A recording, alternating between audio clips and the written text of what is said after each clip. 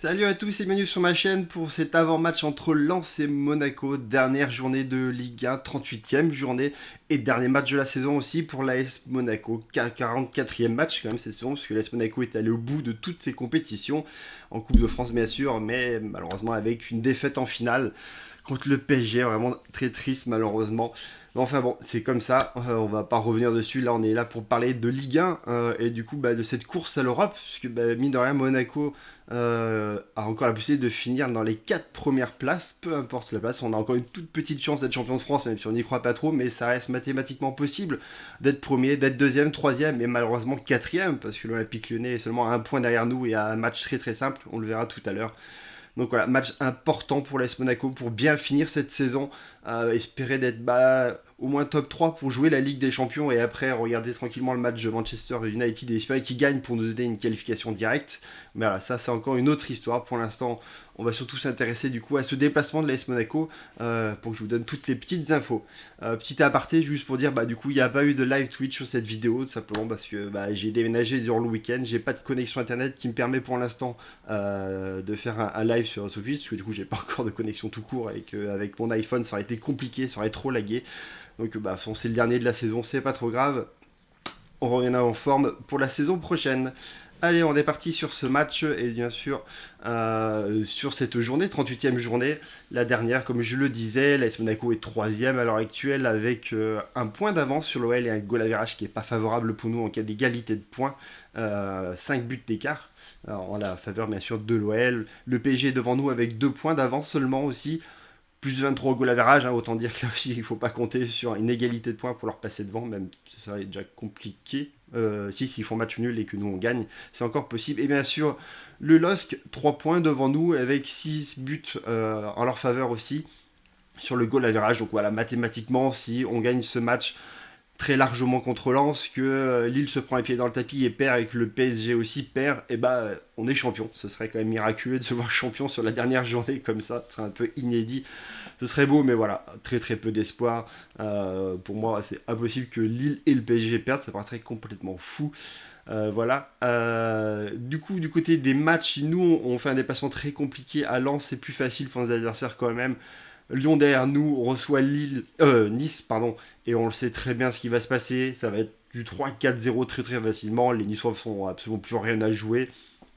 Il l'avait déjà dit quand ils sont allés faire le déplacement à Lille, justement, que ça les intéressait pas de voir Monaco finir dans les 3 premiers et que du coup ils étaient largement inclinés à Lille. Donc ce sera à mon avis le même cas contre Lyon. Donc il ne faut pas espérer que de ce que-ci se battent pour empêcher les Lyonnais de nous rattraper. Les 2 premiers, du coup, c'est un déplacement à Angers pour le LOSC, pas forcément très simple, même si Angers est pas très très en forme en ce moment. Et pour le PSG, c'est un déplacement à Brest, voilà, donc les 3 premiers qui sont en déplacement. Brest non plus qui n'est pas en forme actuellement, donc ça, c'est quand même très très peu de chances qu'on arrive à rattraper les 2 premiers. Concernant notre adversaire qui est 6ème, qui est pas du tout dans une bonne forme aussi, on en reparlera tout à l'heure. Ils sont à 3 points de l'OM et avec moins 6 sur le goal average, donc là aussi même en cas d'égalité, en cas de défaite de l'OM et une victoire de Lens, ils seraient même pas sûrs d'aller chercher cette 5ème place directement qualificative pour l'Europa League. C'est surtout pour l'Europa League Conférence qui se battent pour ne pas se faire attraper par Rennes qui a un point derrière eux et en plus avec un goal average de plus 9 pour Rennes, donc clairement à leur avantage. Rennes qui en plus se déplace, qui reçoit Nîmes qui est déjà relégué, donc forcément il y a de grandes chances que Rennes finisse la saison en beauté, tandis que l'OM du coup a fait un déplacement à Metz. Les cotes de ce match donc, du coup de mon partenaire Vbet, 4,8 la victoire de Lens, très très très très haute quand même, et on peut voir que c'est largement la faveur de Monaco avec 1,63, donc en tout cas pour mon partenaire la victoire monégasque c'est quand même très très probable. Concernant le groupe donc de l'AS Monaco, ça change du match dernier où on avait du coup tous les joueurs qui étaient convoqués, 27 joueurs sur le précédent match. Là, c'est pas le cas du tout. Il y a un groupe de 21 quand même. Il y a un joueur qui ira en tribune. La mauvaise surprise, c'est Diop qui avait été appelé dans le groupe d'avant. Je l'avais dit dans ma vidéo que pour moi certains joueurs avaient été appelés, mais c'était juste voilà, pour qu'ils soient un peu tous présents dans le groupe, pas donner d'informations au PSG. Ça paraissait peu probable que Diop, en tout cas, Jovetic un peu plus, mais que Diop puisse jouer. Voilà, on le voit bien là, ce qu'il n'est pas du tout apte à jouer encore ce match aussi. Il l'a dit lui-même qu'il était peut-être à 90% et que pour ce genre de match, il faut être à 100%. Donc le dernier déplacement, dernier match de la saison se fera sans lui. C'est le seul vraiment absent notable concernant les blessures ou suspensions. Luka Jovetic, j'ai cherché, j'ai pas trouvé d'informations pourquoi il n'est pas présent. Est-ce qu'il a refait une petite blessure, sachant qu'il a joué contre le PSG, ou est-ce que c'est un choix du coach, donc du coup de pas l'utiliser. J'ai pas pu trouver d'informations, j'ai pas eu beaucoup de temps non plus. Donc en tout cas, il n'est pas présent. On peut voir aussi des Carpentry, le jeune joueur non plus n'est pas appelé parce que du coup Goebbels et Pellegrini sont présents. Milo n'est pas là non plus. Florentino aussi, voilà, ne participera pas en tout cas au dernier match de la saison et il retournera en prêt. Euh, dans son club, Aïd Benasser, forcément n'est pas là. Et Madjeki, c'est le gardien qui ne fait pas les déplacements vu que c'est Manoné qui est présent. Concernant les joueurs qui potentiellement pourraient avoir un match de suspension qui serait du coup sur la première journée de Ligue 1, pas de trophée des champions malheureusement, c'est toujours les deux mêmes, c'est Fofana et Badiachi. Voilà, s'ils ne prennent pas de carton jaune sur ce match-ci, on sera tranquille vu que tout est remis à zéro au début de la saison prochaine. Concernant du coup le groupe de l'adversaire, très très peu d'absences, il y en a deux à noter. David Costa, du coup, le milieu de terrain qui a joué très très peu de matchs cette saison, hein, on peut le voir 7 matchs, et encore c'est des bouts de match, c'est un joueur qui est plutôt dans la rotation, donc pas une très grosse absence. Un peu plus importante celle de Michelin, 26 matchs de Ligue 1 cette saison, un peu plus pour un joueur qui est milieu droit habituellement, même s'il est un peu polyvalent, a joué à pas mal de postes cette saison. Il est en reprise, donc voilà, il n'était pas apte forcément pour jouer ce match, il est absent. C'est le seul absent vraiment notable à remarquer par rapport au match précédent du côté lensois. Les forces en présence du côté de Lens, les joueurs sur lesquels il faut faire attention et être assez vigilant. Kakuta, forcément l'attaquant qui a 11 buts cette saison quand même et 5 passes décisives. Kalimwento, c'est 7 buts et 3 passes décisives. Et ensuite c'est Klaus avec 3 buts et 6 passes décisives. Voilà, les 3 joueurs qui ont le plus scoré en tout cas cette saison, c'est eux. Concernant le gardien, c'est Leka qui sera dans les cages, qui est 13e sur 22. Voilà, plutôt le middle, 68% d'arrêt cette saison. Notez que côté Monégasque, le compte est toujours dernier pour l'instant. Espérons que sur ce match-ci, il arrive à faire quelques arrêts et puisse éviter d'être dernier et relaisser cette place à Bernard Denis. Pour l'instant, il est le 22e gardien statistiquement avec 61% d'arrêt. Les statistiques des deux équipes, en commençant par l'AS Monaco, quatrième équipe à l'extérieur, 12 victoires, 6 défaites, toujours pas de match nul, et on va espérer en tout cas finir la saison sans match nul, bon, et bien sûr sans une septième défaite, on espère forcément la victoire. En tout cas voilà, une équipe princière qui joue très très bien à l'extérieur depuis un bon moment, hein, parce que c'est surtout au début de saison où ça a été compliqué, qu'on a enchaîné des défaites. Quatrième meilleure attaque à l'extérieur avec 1,8 buts inscrits, cinquième défense, 1,2 buts encaissés en moyenne. Concernant les séries à l'extérieur, en Ligue 1, c'est 7 victoires consécutives, et toutes compétitions confondues, sachant que le match au Stade de France est considéré comme neutre et donc pas comme un déplacement. On reste sur 7 victoires consécutives, avec 6 clean sheets et un seul but encaissé, c'était contre Rumilly en Coupe de France. En général, sur les 6 derniers matchs, il y a quand même du coup 2 défaites, une contre le PSG, une contre le L qui font assez mal. C'est surtout seulement 3 victoires qui reste assez faible, qui a eu le match nul. Voilà, il va falloir se reprendre et faire attention, surtout que c'est 7 buts encaissés sur les 5 derniers matchs, là où c'était une force pour nous défensivement de ne pas encaisser de buts pendant une très très longue période. On a enchaîné beaucoup de clean sheets, c'est moins le cas en ce moment, on a tendance à prendre beaucoup de buts, même quand des équipes un peu moins de Rennes a réussi à marquer un but, Rumilly aussi. Donc voilà, attention du coup contre Lens, une équipe qui est assez forte quand même offensivement, de ne pas encore encasser de buts, que ça a été notre force. Il faut falloir s'appuyer à nouveau là-dessus si on veut bien finir cette saison. Concernant les stats de l'adversaire, côté Lens, du coup, c'est la 9e équipe à domicile, plutôt moyen. 7 victoires, 6 nuls, 5 défaites. 8e, attaque aussi, 1,8 buts. Et 11e, défense, 1,5 buts encaissés. Donc on le voit, c'est une équipe vraiment très très moyenne à domicile. C'est sûr que cette saison, et ils n'ont pas le public pour les pousser comme ça est le cas habituellement. Donc du coup, ça a été un peu plus compliqué pour eux. Ils sont sur une très très mauvaise série, donc vous pouvez le voir sur le petit graphique, 3 défaites consécutives, c'est surtout 8 buts encaissés pour un seul inscrit sur ces 3 derniers matchs. Après, bon, il y a le PSG, il y a LOSC, hein, les 2 premières équipes du championnat, forcément, c'est pas facile, mais ils ont quand même pris un 3-0 à Bordeaux, une équipe qui n'est pas non plus en grosse forme.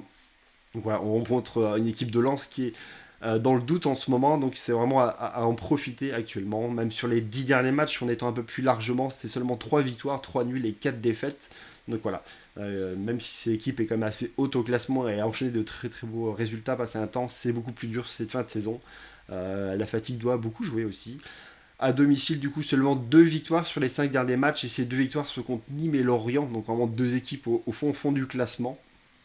Donc là aussi, on peut espérer aller chercher un résultat même sur leur terrain.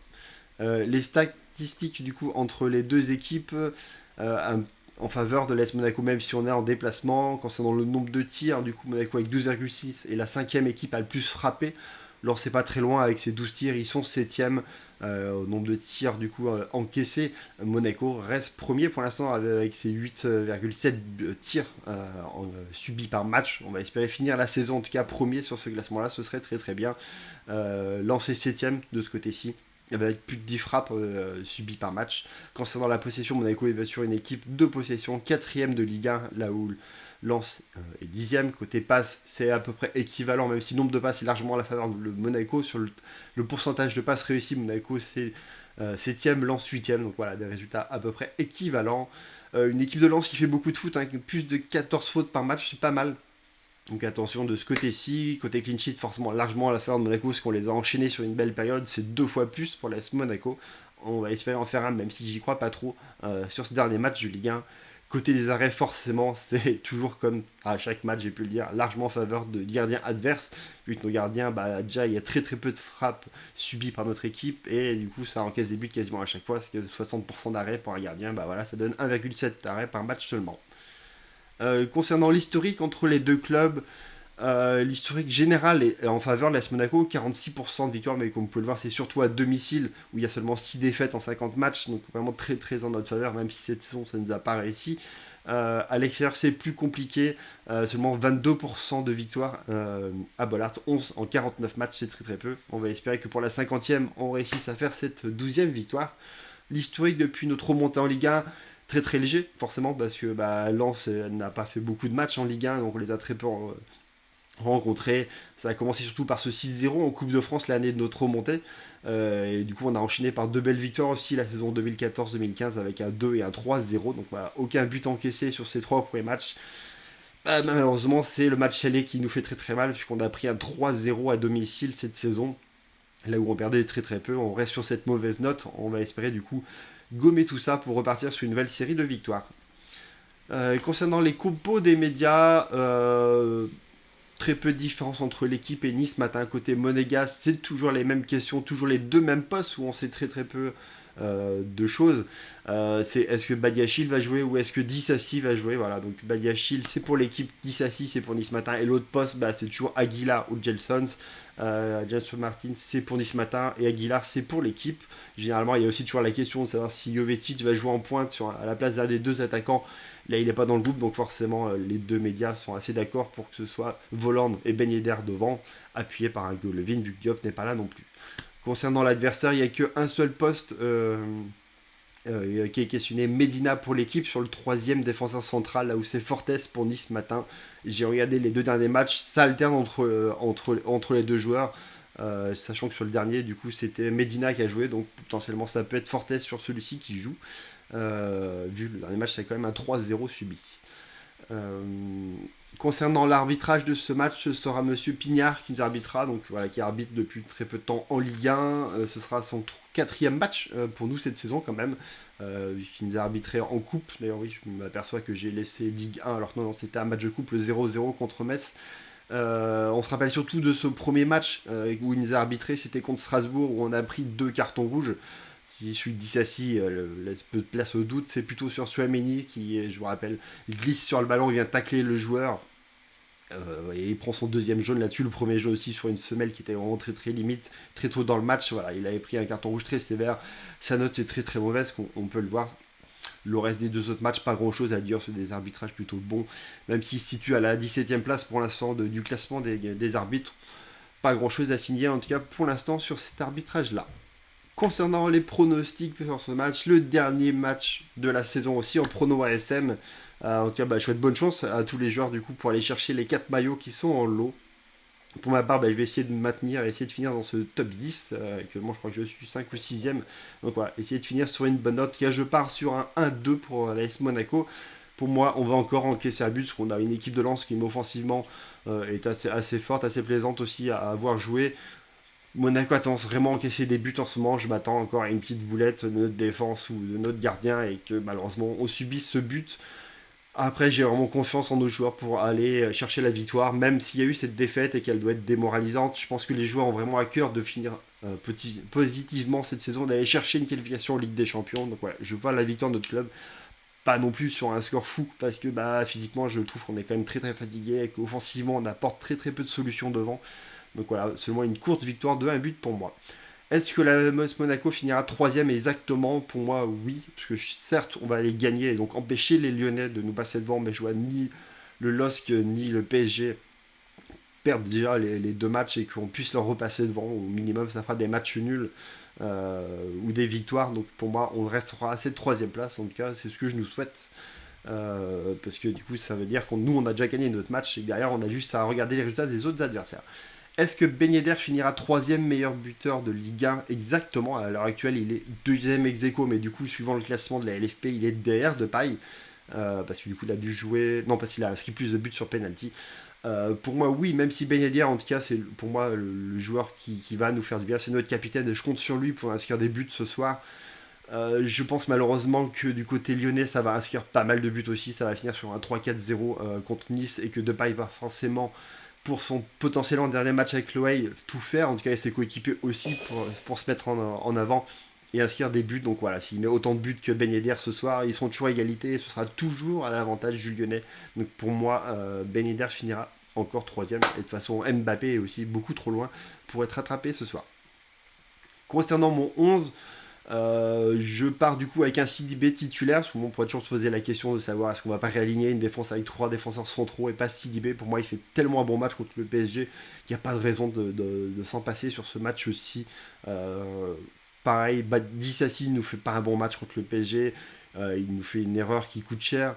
Il en a fait une aussi sur le match précédent. Voilà, ça commence à faire beaucoup de matchs de suite. Donc pour moi, avantage sur Badiachil sur ce match-ci. Pour être présent, pour moi, pas de raison non plus de se passer de Mariban. Concernant Aguilar ou Gelson, pour moi c'est un match où on doit aller chercher et jouer offensif. On a besoin du coup d'un Gelson Martin plus que d'un Aguilar. Aguilar est sorti au bout de 45 minutes, preuve que du coup il n'a pas forcément séduit le coach sur le match contre le PSG. Donc voilà, pour moi c'est plus à l'avantage de Gelson. Ensuite tous les autres potes ça paraît complètement logique, c'est les titulaires en puissance. On n'a pas d'autre solution. Je vois pas un Pellegrini, un Goebbels venir prendre une des places devant. Idem Balotouré va pas non plus prendre la place de Johan Riquet et Matazo encore moins de nos deux super milieux de terrain. Voilà ce qui est en tout cas de mes pronostics. Du coup voilà, cette vidéo va s'arrêter là parce que du coup il n'y aura pas de chat forcément puisqu'il n'y a pas de live sur Twitch. J'en profite déjà pour remercier tous ceux qui m'ont suivi pendant toute cette saison. Bon, j'ai commencé un peu tard, commencé au mois de janvier à faire des vidéos. En tout cas, tout au long de la saison, j'ai eu de plus en plus de vues, de plus en plus d'abonnements. Ça fait très très plaisir. Ça motive franchement à continuer ce genre de choses et du coup à réfléchir à d'autres formats, à proposer d'autres choses. En tout cas, quand la saison sera finie, je vais réfléchir pour vous proposer des vidéos sur cette saison. Pour résumer, sûrement je vais faire des vidéos sur les joueurs et parler un peu de ce qu'ils ont réalisé cette saison. Voilà, ce sera à venir quand la saison sera finie et du coup qu'on aura un peu plus de temps libre. En tout cas, merci de m'avoir suivi, merci pour tous les abonnements, je le redis encore parce que c'est quelque chose qui fait très très plaisir, qu'on fait ça bénévolement, voilà, c'est le petit bonus pour voir que ce qu'on fait plaît, et du coup de nous donner beaucoup de force pour continuer. Voilà, en tout cas, très très bonne fin de saison à tous, en espérant une victoire de l'AS Monaco. Je rappelle qu'il y aura forcément un débrief aussi avec Radio Diagonale sur la chaîne Twitch et disponible ensuite sur YouTube. Je vous invite du coup à venir aussi pour cette dernière, partager avec nous sur cette fin de saison, ça fera plaisir. On fera aussi forcément une émission résumée de la saison à venir, on n'a pas encore calé le date, mais ce sera très très prochainement aussi. Voilà, merci à tous et à très très vite, au revoir.